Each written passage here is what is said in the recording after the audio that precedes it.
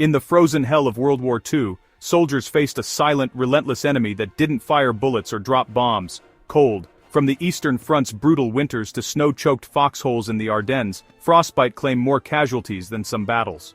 When supplies ran out, and sleeping bags froze stiff, soldiers turned to ingenuity, desperation, and a few tricks that would later baffle military scientists.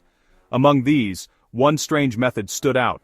A survival hack so effective it outperformed standard-issue sleeping gear, and even today some survivalists quietly swear by it.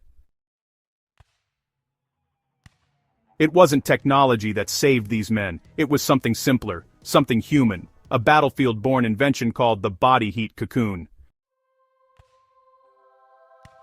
During the winter of 1942, Allied and Axis soldiers alike faced nights where temperatures dropped below -30°C. Sleeping bags, when available, quickly absorbed moisture and froze into stiff, useless shells. Frost formed on breath and clothing. Fires could give away positions to the enemy, so warmth had to come from somewhere else.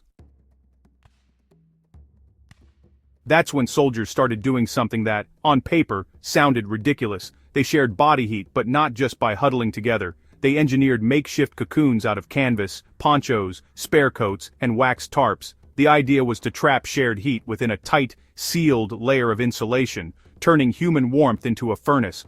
A small group of men would line the inside with straw, grass, or even newspapers scavenged from villages. Then, they'd crawl in shoulder to shoulder, wrapping everything tight. Their combined heat, conserved under improvised insulation, created a microclimate that stayed far warmer than any regulation blanket could manage. Soldiers called it the trench cocoon, or sometimes the coffin, for its eerie resemblance to a wrapped burial shroud. But for many, it was the only thing that kept them alive through sub-zero nights.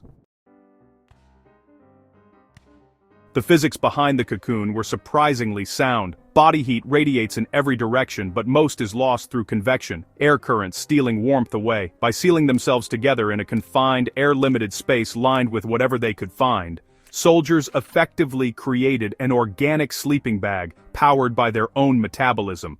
Moisture and condensation remained a problem, but the key was insulation and limited airflow.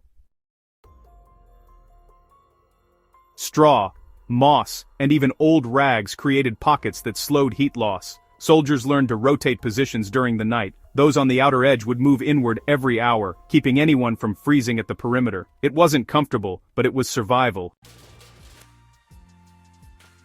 One American infantryman in the Battle of the Bulge later wrote, "Bombaner Ronsentar ban." We didn't sleep. We baked. You'd wake up drenched in sweat while the world outside your tarp was frozen solid. As effective as it was, the body heat cocoon quickly became controversial. Military doctors noticed that the lack of ventilation could cause carbon dioxide buildup in tightly sealed setups, especially when soldiers used waxed or rubberized materials. Some men awoke dizzy or disoriented, a few even suffocated when their cocoons collapsed during sleep. Commanders began discouraging the method, labeling it unsafe and unsanitary. Official survival manuals warned against excessive close-contact bivouacking, but in the field, bans meant nothing when frostbite loomed. Sometimes, men just ignored orders and built them anyway, trading regulations for a little bit of warmth. Each army, developed its own twist. Soviet troops on the Eastern Front filled their cloaks with dry hay and layered over them with spare uniforms. British soldiers, always improvisational, used their gas capes as waterproof outer layers. And American GIs, often short on proper cold weather gear early in the war, combined wool blankets and shelter halves into these compact, heat-trapping pods. Even in the Pacific, where nights in the highland regions of New Guinea could drop to near-freezing, soldiers used this technique with palm fronds and rubberized sheets. It was honestly pretty crude, uncomfortable, and often smelled terrible. But hey, it worked. By the war's end, the technique was quietly acknowledged by field medics and survival instructors. Later, military researchers studying cold endurance rediscovered the same principles. Shared body heat, proper insulation, and vapor barriers dramatically reduce hypothermia risk. Decades later, modern rescue teams and Arctic explorers still use similar methods, human bivouacs, in emergency situations. Back in 1983, a study by NATO's Arctic Survival Division actually found that a group of 4 people using the cocoon-style shelter managed to keep the inside temperature nearly 20 degrees Fahrenheit higher than folks using just high-grade sleeping bags. So, what those World War II soldiers stumbled upon out of sheer desperation, well, science later confirmed it.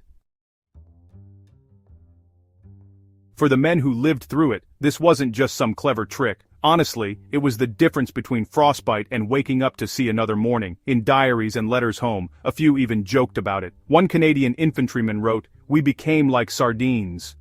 The smell could kill a man faster than a bullet, but it was better than freezing. Others were more solemn about it. A German veteran, for example, recalled losing half his platoon to exposure during a blizzard. The survivors, he said, learned that a man's warmth is worth more than his rifle.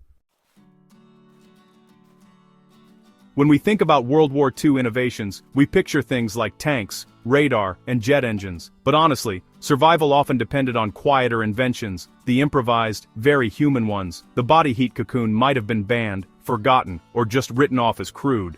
But it saved countless lives when nature became the deadliest enemy. And even now, deep in modern military survival training, that old rule still echoes. If you can't light a fire, make one out of yourselves. It's a lesson born in the frozen mud of war. One that beat the cold better than any sleeping bag ever could.